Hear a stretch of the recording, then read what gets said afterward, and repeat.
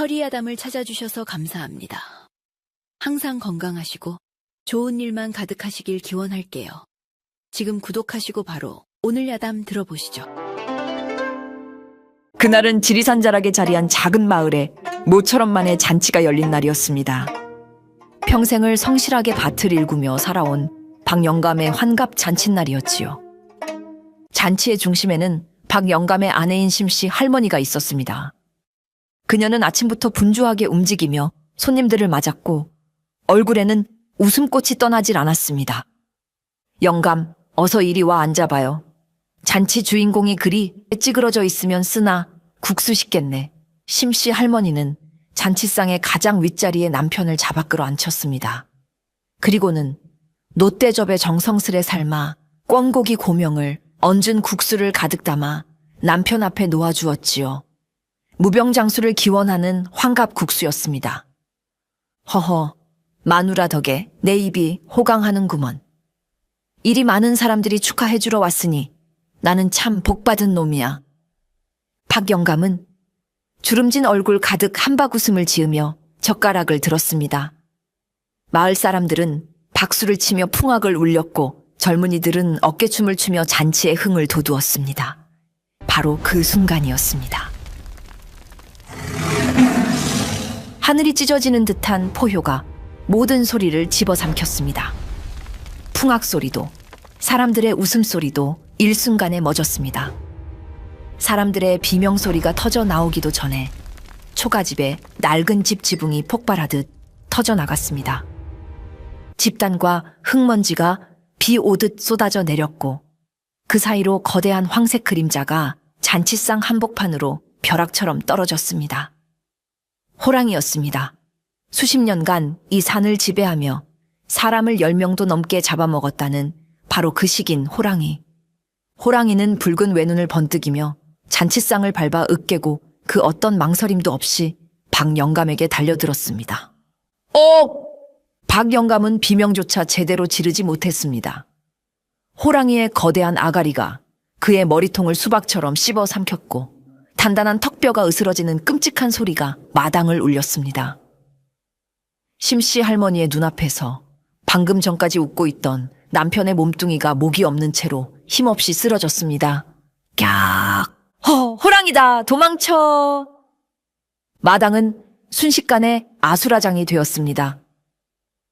호랑이는 쓰러진 박영감의 시신을 가볍게 입에 물고 다시 지붕 위로 훌쩍 뛰어올라 눈 깜짝할 사이에 숲속으로 사라져 버렸습니다. 모든 것이 정말 순식간에 일어난 일이었습니다. 잠시 후 마당에는 부서진 잔치상과 엎질러진 음식, 그리고 핏물이 흥건한 박영감의 빈자리만이 남아 있었습니다. 잔칫날은 그렇게 남편의 제삿날이 되어버렸습니다. 남편이 호랑이에게 물려간 그날 밤, 마을은 죽음의 그림자에 휩싸였습니다. 사람들은 겁에 질려 대문을 걸어 잠그고 밖으로 나오지 않았습니다. 누구 하나 박영감의 시신을 수습하러 가자는 말을 꺼내지 못했지요. 그 짐승이 다시 나타날까 두려웠기 때문입니다. 심씨 할머니는 멍하니 방 안에 앉아 있다가 동이 틀 무렵 조용히 자리에서 일어났습니다. 그녀는 장례를 치르는 대신 부엌으로 가 낡아빠진 낫 한 자루를 집어 들었습니다. 평생을 밭일할 때 쓰던 날이 무뎌지고 닳아서 이가 빠진 낫이었습니다. 그리고는 아무 말 없이 집을 나섰습니다. 아이고, 심씨, 어딜 가는 게요? 정신 차려. 지금 산에 가면 죽어. 이웃집 안악이 그녀를 붙잡고 말렸지만 심씨의 눈은 텅 비어 있었습니다. 그녀는 안악의 손을 뿌리치고 눈 덮인 지리산, 호랑이가 사라진 그 방향을 향해 묵묵히 걸어갔습니다. 복수심 때문이 아니었습니다. 그저 남편을 되찾아와야 한다는 일념뿐이었습니다. 반쪽이라도, 뼈 한 조각이라도 찾아와야 했습니다. 내 영감 내놔라, 이 짐승만도 못한 놈아. 그녀는 눈밭을 헤치며 산을 올랐습니다. 며칠을 굶고 잠도 자지 않고 헤맨 끝에 그녀는 짐승의 냄새와 피비린내가 진동하는 바위굴을 찾아냈습니다. 호랑이 굴이었습니다. 굴 입구에는 사람의 뼈로 보이는 것들이 널브러져 있었고 그 중에는 남편의 것인 듯한 낡은 집신 한 짝도 있었습니다. 심 씨는 두려움도 잊은 채 굴 안으로 소리쳤습니다. 나와라! 썩은 내 나는 짐승아! 내 영감을 뱉어내지 못할까? 그녀의 악에 바친 고함에 굴 안에서 땅이 울리는 듯한 그르렁 소리가 들려왔습니다. 이윽고 외눈박이 호랑이가 어둠 속에서 거대한 모습을 드러냈습니다. 놈의 입가에는 아직도 박 영감의 피가 묻어 있었고 그 붉은 외눈은 심 씨를 하찮다는 듯이 내려다보고 있었습니다. 심 씨는 그 순간 이성을 잃었습니다. 그녀는 낫을 휘두르며 호랑이에게 달려들었습니다. 하지만 꼬부랑 할머니의 공격은 거대한 호랑이에게는 모기가 무는 것만도 못했습니다. 호랑이는 귀찮다는 듯이 코웃음을 쳤습니다. 흥! 호랑이가 콧김을 한번 세게 뿜자 심 씨의 몸은 종이 인형처럼 허공으로 붕 떠올랐다가 10m 밖 눈더미 위로 처박혔습니다. 컥! 갈비뼈 몇 대가 부러지는 고통과 함께 심 씨는 정신을 잃었습니다. 호랑이는 쓰러진 심 씨에게 다가와 냄새를 킁킁 맡았습니다. 늙고 볼품없는 뼈밖에 없는 먹잇감이었습니다. 호랑이는 흥미를 잃고 마치 그녀를 비웃기라도 하듯 꼬리로 눈을 흩뿌리고는 유유히 사라졌습니다. 심 씨는 모욕감과 무력감 속에서 의식을 잃었습니다. 차가운 눈이 그녀의 몸을 하얗게 덮기 시작했습니다. 이대로 그녀는 남편의 뒤를 따라 얼어 죽을 운명처럼 보였습니다. 그녀의 손에 쥐어진 낫만이 부질없는 분노의 흔적처럼 차갑게 빛나고 있었습니다. 살을 내는 추위가 칼날처럼 파고들었습니다. 심 씨는 간신히 눈을 떴습니다. 온몸이 부서질 듯 아팠고 굶주림에 뱃가죽이 등에 붙을 지경이었습니다. 눈앞은 온통 하얀 눈밭뿐이었습니다. 세상에 홀로 남겨진 기분이었습니다. 이대로 죽는구나. 영감 미안하오. 원수도 못 갖고 먼저 가오. 저승에서 만나면 나를 원망하시오. 심 씨는 모든 것을 포기하고 눈을 감았습니다. 그런데 눈을 감자 남편의 웃는 얼굴이 아른거렸습니다. 황합잔치 날 국수를 앞에 두고 아이처럼 좋아하던 그 얼굴, 그리고 그 얼굴이 찢겨나가던 끔찍한 순간, 마지막으로 자신을 향해 뻗어오던 도와달라는 듯한 남편의 손. 안 돼. 심 씨는 눈을 번쩍 떴습니다. 그녀의 눈에서 뜨거운 눈물이 흘러내려 차가운 볼 위에서 얼어붙었습니다. 이대로 죽을 순 없어. 저 짐승의 가죽을 벗겨 영감 무덤에 덮어주기 전까지는 절대 죽을 수 없어. 복수심이 죽어가던 그녀의 몸에 다시 불을 지폈습니다. 그녀는 부러진 갈비뼈를 부여잡고 짐승 같은 신음소리를 내며 일어섰습니다. 그리고 마을로 향하는 대신 산의 더 깊고 험한 곳으로 발걸음을 옮겼습니다. 내가 저놈보다 힘이 세지기 전까지는 살아서 이 산을 내려가지 않으리라. 그녀는 마치 무언가에 홀린 듯 산의 가장 깊은 곳을 향해 걸었습니다. 그곳은 맹수들도 얼씬하지 않는 죽음의 골짜기라 불리는 곳이었습니다. 거대한 폭포수가 얼어붙어 거대한 빙벽을 이룬 곳. 심 씨는 빙벽 아래 작은 동굴에 자리를 잡았습니다. 먹을 것이라곤 눈과 나무 껍질, 그리고 가끔 운 좋게 잡는 작은 산짐승이 전부였습니다. 하지만 그녀의 눈빛은 그 어느 때보다 강렬하게 타오르고 있었습니다. 그날부터 그녀의 처절한 수련이 시작되었습니다. 그녀는 매일 얼음물에 몸을 담가 정신을 단련했습니다. 뼈를 깎는 고통이었지만 남편이 겪었을 고통에 비하면 아무것도 아니라고 생각했습니다. 그녀는 꽁꽁 언 아름드리나무를 맨주먹으로 치며 분노를 사겼습니다. 주먹이 깨져 피가 나고 그 피가 나무에 얼어붙었지만 멈추지 않았습니다. 으드득. 밤이면 뼈마디가 쑤시는 고통과 굶주림. 그리고 남편에 대한 그리움에 잠 못 이루고 동굴 벽에 이를 갈았습니다. 그녀의 머릿속에는 오직 호랑이의 붉은 외눈과 남편의 피 묻은 국수 그릇만이 맴돌았습니다. 기다려라, 내가 간다. 심 씨가 설산에 들어온 지 석 달째 되던 밤이었습니다. 그날도 그녀는 동굴 밖으로 나와 집채만한 바위를 향해 주먹질을 하고 있었습니다. 퍽퍽퍽. 그녀의 주먹은 이미 피투성이가 되어 굳은 살이 박여 있었지만 바위는 꿈쩍도 하지 않았습니다. 그녀는 마치 바위가 남편의 원수라도 되는 양 쉬지 않고 주먹을 내질렀습니다.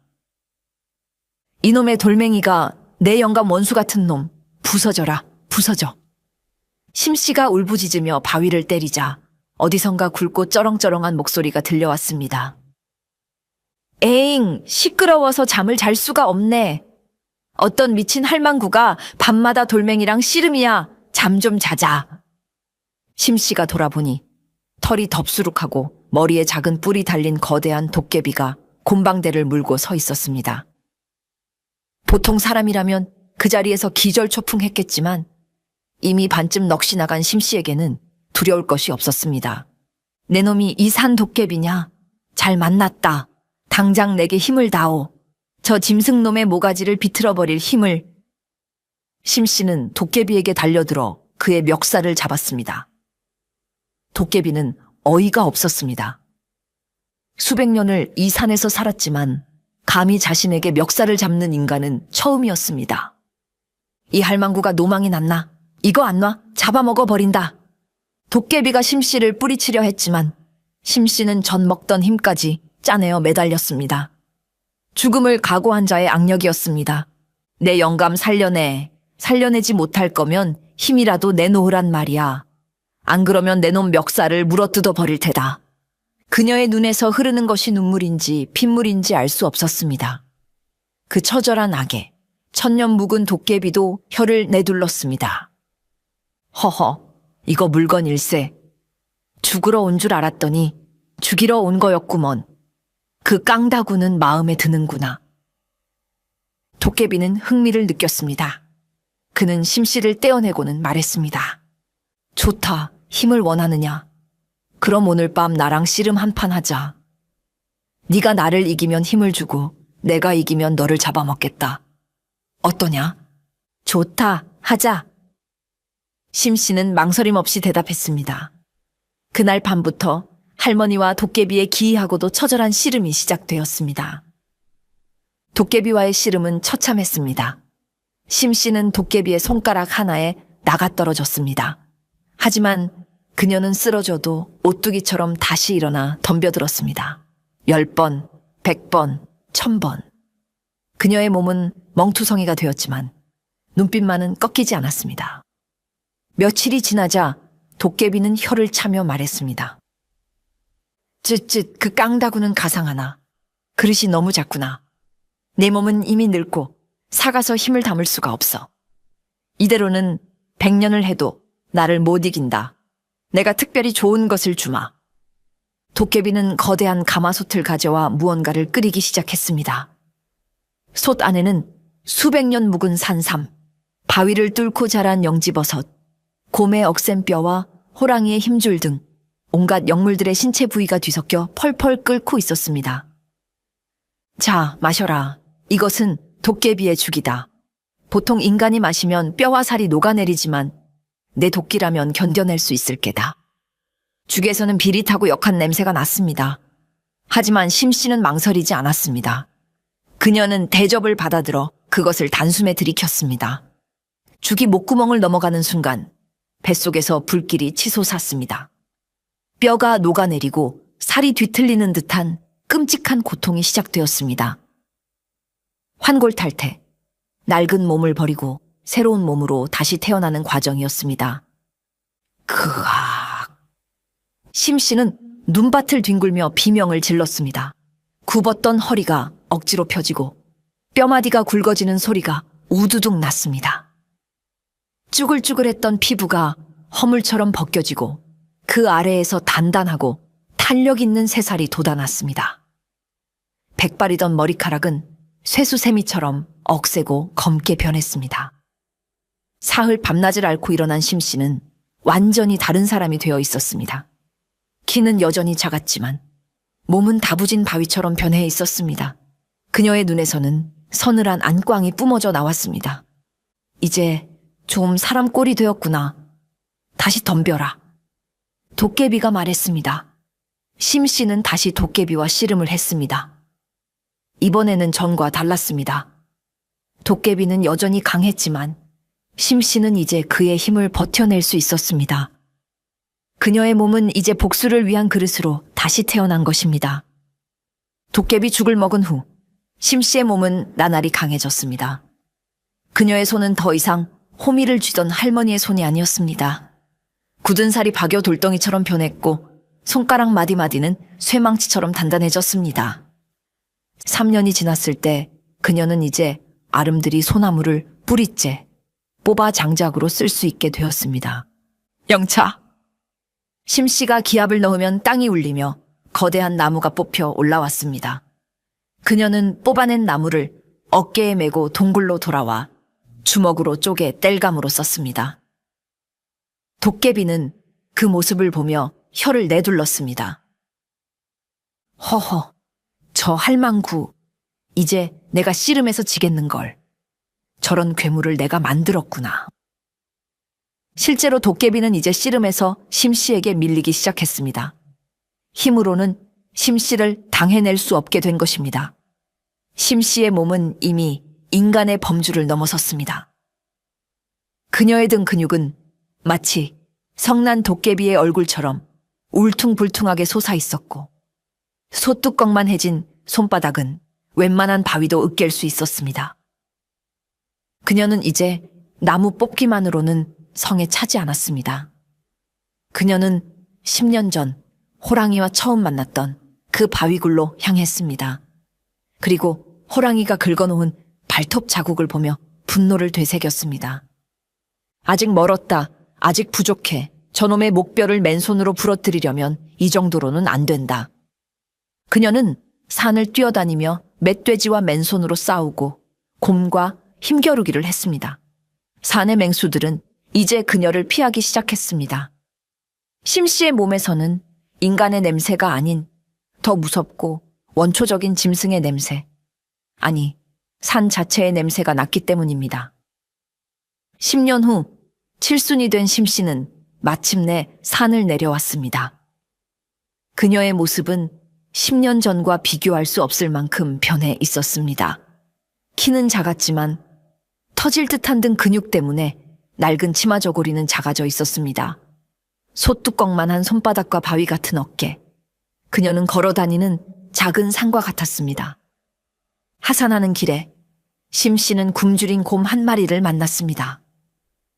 곰이 그녀에게 덤벼들자 그녀는 귀찮다는 듯 주먹 한 방으로 곰의 숨통을 끊어버렸습니다. 그리고는 곰을 짐짝처럼 둘러매고 마을로 향했습니다.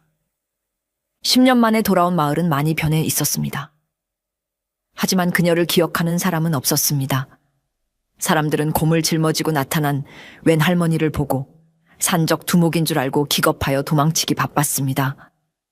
아이고, 저 할망구는 또 뭐야? 곰을 잡았어. 산적이다. 산적이 나타났다. 심씨는 자신의 옛집으로 향했습니다. 10년간 비어있던 집은 폐허가 되어 있었지만 그녀는 아랑곳하지 않았습니다. 마당에 곰을 쿵 소리가 나게 내려놓고는 낡은 솥을 걸었습니다. 영감, 돌아왔소. 10년이나 걸렸구려. 이제 곧 당신 제사상에 저 짐승 모가지를 올릴 수 있겠소. 심씨가 곰 가죽을 벗기고 있을 때 마을 주막에서는 젊은 포수 하나가 술을 마시며 허풍을 떨고 있었습니다. 그의 이름은 박포수. 10년 전부터 외눈박이 호랑이를 잡겠다며 산을 헤매고 있는 사내였습니다. 내가 말이야, 어제 그놈 꼬리를 잡을 뻔했는데 아깝게 놓쳤지 뭐야. 그놈은 이제 그냥 짐승이 아니야. 요물이야, 요물. 그놈을 잡으려면 화승총이 아니라 대포라도 가져와야 할 판이라고. 박포수가 떠들고 있을 때 주막문이 열리며 심씨가 들어왔습니다. 어깨에는 아직 피가 뚝뚝 떨어지는 곰 가죽을 걸치고 있었습니다. 주막 안은 순식간에 조용해졌습니다. 사람들은 저 낯선 할머니의 기세에 압도당했습니다. 심씨는 탁자 하나를 차지하고 앉아 주모에게 소리쳤습니다. 여기 막걸리 한 동이만 다오. 목이 타서 죽겠다. 박포수는 처음 보는 할머니의 기세에 눌려 꿀먹은 벙거리가 되었습니다. 심씨가 막걸리를 벌컥벌컥 들이켜고는 박포수를 쳐다보며 말했습니다. 젊은이, 호랑이를 잡으려면 대포는 필요 없다. 예? 그럼 뭐가 필요합니까, 할머니? 내 주먹이면 된다. 심씨가 주먹을 쥐자 굵은 뼈마디가 우두둑 소리를 냈습니다. 그녀는 공 가죽을 박포수 앞에 툭 던졌습니다. 이거라도 팔아서 화약값에 보태 쓰거라. 어차피 그 외눈박이는 내 차지니까. 박포수는 기가 막혔지만 감히 대꾸할 엄두를 내지 못했습니다. 할머니의 눈빛에서 그는 진짜 호랑이를 마주한 듯한 공포를 느꼈기 때문입니다. 며칠 뒤 마을에 새 사또가 부임했다며 관아의 포졸들이 들이닥쳤습니다. 그들은 10년치 밀린 세금을 내라며 행패를 부렸습니다.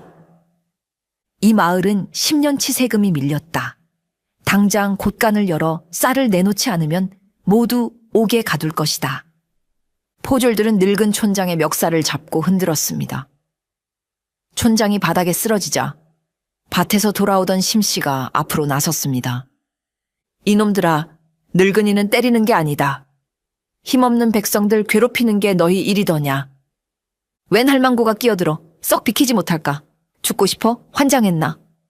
포졸 하나가 창을 들어 심씨의 가슴을 찔렀습니다. 하지만 창 끝은 심씨의 몸에 닿자마자 엿가락처럼 휘어져 버렸습니다. 심씨의 몸은 이미 웬만한 강철보다 단단했습니다. 창이 왜 이래? 포졸이 당황하는 사이 심씨는 창대를 맨손으로 잡았습니다.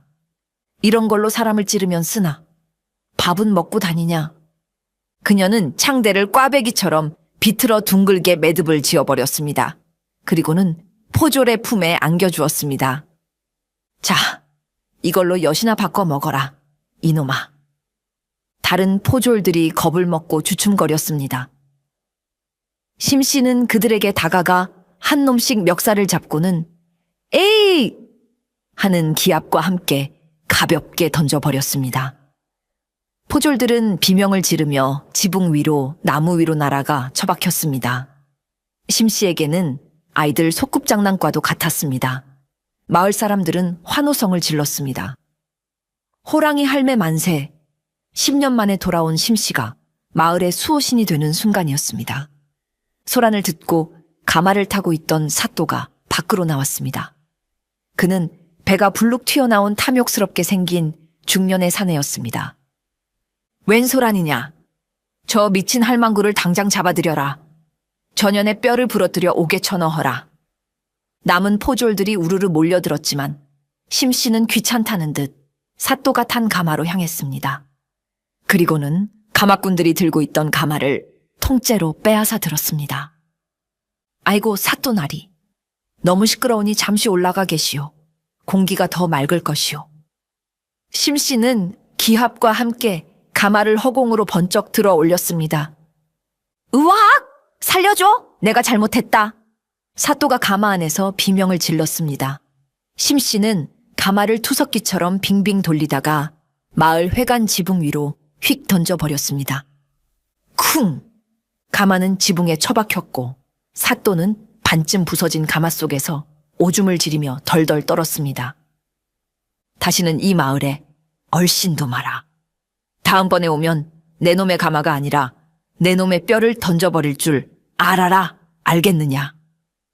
심씨의 고함에 사또와 포졸들은 꽁지가 빠져라 도망쳤습니다. 마을은 다시 평화를 되찾았습니다. 심씨는 10년 만에 처음으로 아주 희미한 미소를 지었습니다.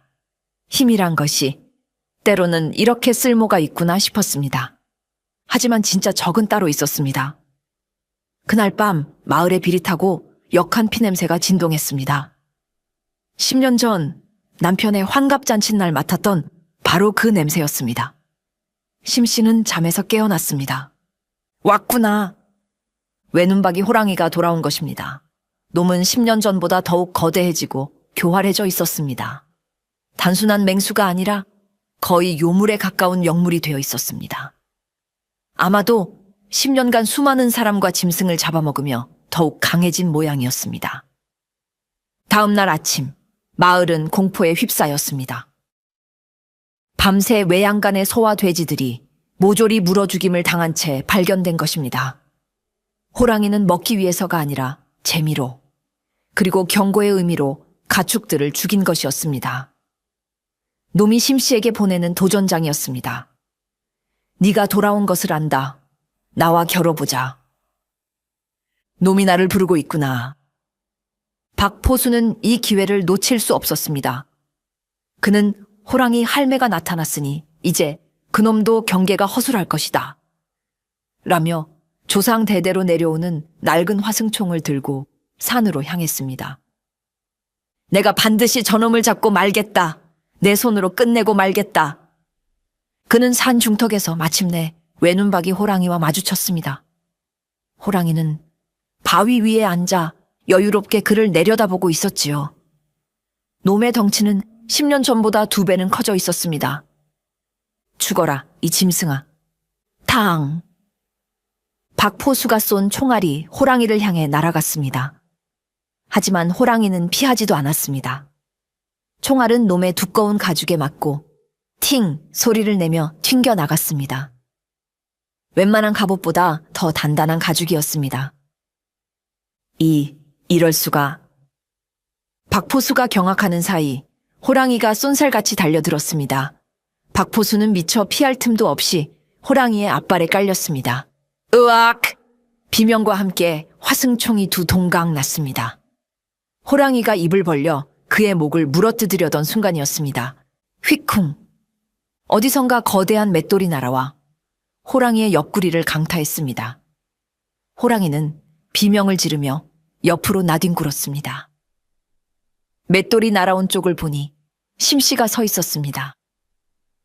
그녀는 마을 주막에서 쓰던 맷돌을 뽑아 여기까지 들고 온 것이었습니다. 네 상대는 내가 아니더냐. 어린애는 건드리는 게 아니다. 심씨는 지붕 위에서 뛰어내리듯 높은 바위에서 땅으로 가볍게 내려왔습니다. 쿵!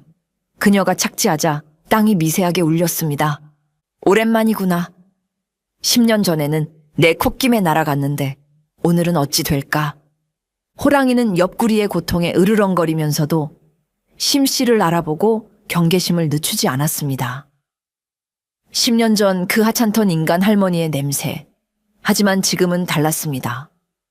그녀에게서는 자신과 동급 혹은 그 이상의 강자의 기운이 느껴졌습니다. 놈의 붉은 외눈이 탐욕스럽게 번뜩였습니다. 저 인간을 잡아먹으면 자신은 더 강해질 수 있을 것이라 직감한 것입니다. 내 놈 이빨을 뽑아 내 영감 무덤에 바치러 왔다. 심씨의 말에 호랑이는 분노의 포효를 터뜨렸습니다. 크앙! 산 전체가 울렸습니다. 2 괴물의 대결이 임박했습니다. 박포수는 그 엄청난 기세에 눌려 숨도 제대로 쉬지 못하고 엎드려 있었습니다. 호랑이가 먼저 덤벼들었습니다. 집채만 한 몸이 쏜살같이 날아와 심씨를 덮쳤습니다. 심씨는 피하지 않았습니다. 그녀는 정면에서 날아오는 호랑이의 양 앞발을 자신의 양손으로 맞받아 잡았습니다. 콰직! 2 힘이 충돌하며 엄청난 충격파가 발생했습니다. 땅바닥이 꺼지고 주변의 나무들이 뿌리째 뽑혀 날아갔습니다. 괴수와 괴물의 힘겨루기. 호랑이는 날카로운 발톱으로 심씨의 팔을 긁었지만 강철 같은 근육을 뚫지 못했습니다. 지지직 소의 긁는 소리가 났습니다. 심씨는 밀리지 않았습니다.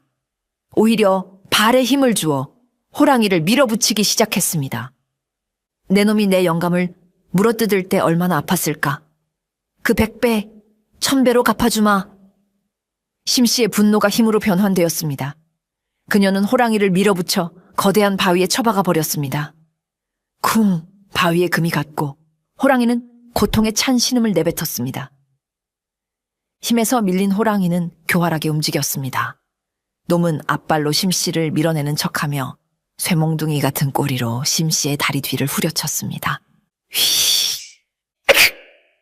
심 씨는 균형을 잃고 뒤로 넘어졌습니다. 호랑이는 그 틈을 놓치지 않고 잽싸게 심 씨의 어깨를 물었습니다. 송곳 같은 이빨이 심 씨의 어깨에 박히려는 순간 심 씨는 어깨 근육을 부풀려 이빨이 더 깊이 들어오는 것을 막았습니다. 이놈이! 심 씨는 고통을 참으며 물린 상태에서 호랑이의 목덜미를 양손으로 잡았습니다. 그녀의 소나기 힘에 호랑이의 목뼈가 으스러지는 소리가 났습니다. 일어나라, 이놈아. 심 씨는 어깨를 물린 채로 믿을 수 없는 허리 힘으로 호랑이를 통째로 들어 올렸습니다. 그리고는 팽이처럼 빙빙 돌리기 시작했습니다. 휘잉! 거대한 호랑이가 공중에서 쥐불놀이 하듯 돌아갔습니다. 호랑이는 어지러워서 눈이 돌아갔고 심 씨를 물고 있던 입을 놓치고 말았습니다. 이제 그만 놀자. 심 씨는 호랑이를 바닥에 그대로 매닫고 잤습니다. 쾅! 땅이 꺼지며 거대한 구덩이가 파였습니다. 호랑이는 충격에 잠시 정신을 잃고 비틀거렸습니다. 그 틈을 타 심 씨는 호랑이의 등 위로 올라탔습니다. 심 씨는 비틀거리는 호랑이의 등 위로 올라탔습니다. 그리고는 놈의 머리털, 아니 털가죽을 잡고 외쳤습니다. 내 영감이 먹던 국수 맛이 어땠느냐? 말해보아라, 이놈아. 그녀는 호랑이의 위아래 턱을 양손으로 잡았습니다. 그리고 단전에 모은 모든 힘, 10년간 쌓아온 모든 분노를 끌어올렸습니다. 아! 기합과 함께 그녀는 호랑이의 주둥이를 양옆으로 찢어버렸습니다. 우두둑! 끔찍한 소리와 함께 천하를 호령하던 호랑이의 턱이 두 갈래로 찢겨 나갔습니다. 호랑이는 비명조차 지르지 못하고 붉은 외눈에서 피눈물을 흘리며 숨을 거두었습니다. 10년의 복수가 끝나는 순간이었습니다. 호랑이는 숨을 거두었습니다. 심 씨는 거친 숨을 몰아쉬며 호랑이의 시체를 내려다보았습니다. 그녀의 온몸은 피와 흙으로 범벅이 되어 있었지만 표정은 더할 나위 없이 평온했습니다.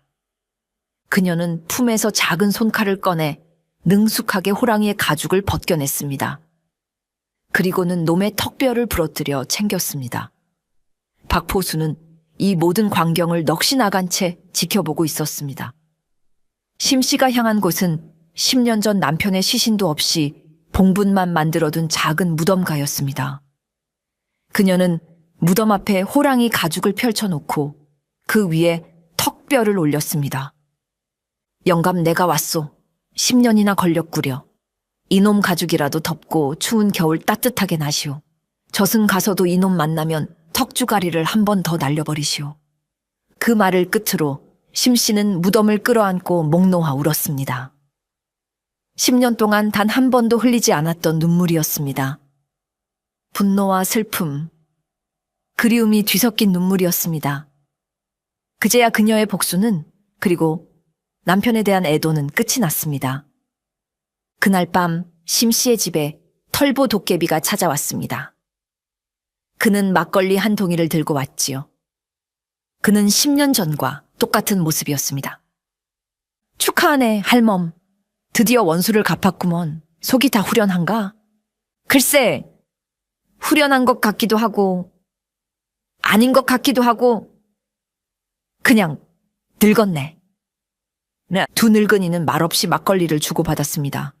이제 힘쓸 데도 없는데 심심하면 나랑 산에 가서 나무나 뽑고 살지 그러나? 바위도 옮기고. 도깨비가 농담을 건넸습니다. 심 씨는 웃으며 거절했습니다. 아닐세. 이제 밭 갈아야지. 10년이나 묵혀뒀더니 잡초가 무성해. 그리고 이제 소가 없어도 되겠어. 농사가 아주 잘 되겠구먼. 그녀의 대답은 너무나도 평범하고 소박해서 도깨비는 잠시 멍하니 그녀를 바라보았습니다. 방금 전까지 산을 뒤흔들던 괴력을 가진 여인이 이제는 내일 밭 갈 걱정을 하고 있었습니다. 도깨비는 이내 큰 소리로 웃음을 터뜨렸습니다. 그하하하, 역시 할멈은 못 말리겠구먼. 좋다, 그깟 밭되기. 내가 하룻밤 사이에 다 갈아엎어주지. 됐다 이놈아. 내 밭은 내가 갈아야지. 자네는 가서 잠이나 자게.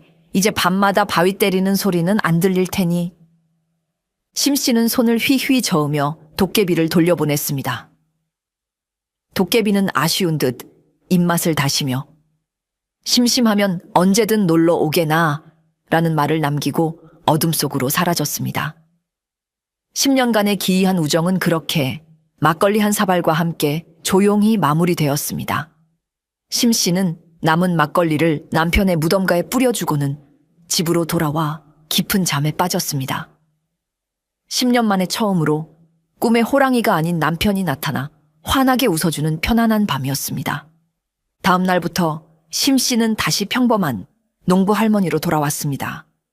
하지만 더 이상 꼬부랑 할머니가 아니었지요. 그녀는 마을의 든든한 어른이자 살아있는 전설이 되었습니다. 봄이 오자 그녀는 10년간 묵혀두었던 밭을 갈기 시작했습니다. 마을 사람들은 늙은 할머니가 혼자 밭을 가는 것을 안쓰럽게 여겨 도와주러 나섰지만 이내 입을 떡 벌리고 구경만 하게 되었습니다. 심 씨는 쟁기를 끄는 소가 필요 없었습니다. 그녀는 쟁기를 맨손으로 잡고 성난 황소보다 더 빠른 속도로 밭을 갈아엎었습니다. 밭 한가운데 집채만한 바위가 나오자 사람들은 저건 장정 10명이 와도 못 치우겠네 라며 혀를 찼지만 심 씨는 에잉 걸리적거리네 하며 한 손으로 바위를 쑥 뽑아산 너머로 던져버렸습니다. 그녀의 괴력은 일상 곳곳에서 드러났습니다. 장날 젊은 짐꾼들이 쌀가마니 서너 개를 끙끙대며 나르는 것을 보고 심 씨는 혀를 차며 다가갔습니다. 이놈들아, 그것도 힘이라고 쓰냐? 밥들은 먹고 다니는 개야. 그녀는 쌀가마니 5-6개를 한 번에 번쩍 들어 어깨에 메고는 어디까지 가면 되느냐라고 물었습니다. 젊은이들은 얼굴을 붉히며 그녀의 뒤를 졸졸 따라갈 뿐이었습니다. 손주뻘 되는 아이들이 할머니, 저 감 따주세요 라고 조르면 그녀는 사다리도 없이 감나무를 향해 점프하여 가장 높은 가지를 꺾어다 주곤 했습니다. 마을에 그녀의 이야기가 마를 날이 없었습니다. 처음에는 그녀를 두려워하던 사람들도 그녀의 따뜻하고 소탈한 마음씨를 알고 나서는 진심으로 그녀를 존경하고 따랐습니다. 마을 아이들은 그녀를 호랑이 할머니라 부르며 졸졸 따라다녔고 그녀는 아이들에게 옛날 이야기 해주듯 자신의 무용담을 들려주었습니다. 옛날에 말이야, 내가 몽둥이 대신 호랑이 꼬리를 잡고 펭기처럼 휙휙 돌렸다니까. 사람들은 그 허풍 같은 말을 믿지 않았지만 아무도 그녀 앞에서 큰 소리치는 사람은 없었습니다. 지리산 자락의 작은 마을은 호랑이 잡은 할매 덕분에 그 어떤 산적이나 탐관오리도 얼씬하지 못하는 평화로운 곳이 되었습니다. 세월이 흘러 심씨 할머니가 100살 넘어 세상을 떠났을 때 마을 사람들은 그녀를 위해 마을에서 가장 큰 장례를 치렀습니다. 그리고 마을 입구에는 호랑이를 꾸짖고 마을을 지키신 의로운 심씨 할머니 비라는 커다란 비석을 세웠습니다. 그 이후로 아이들은 할머니 무릎에 앉아 그 전설을 들었다고 합니다. 남편의 복수를 위해 인간이기를 포기했던 한 할머니가 어떻게 산을 뒤흔드는 힘을 얻고 마침내 마을의 수호신이 되었는지에 대한 그 통쾌하고도 가슴 뭉클한 이야기를 말입니다.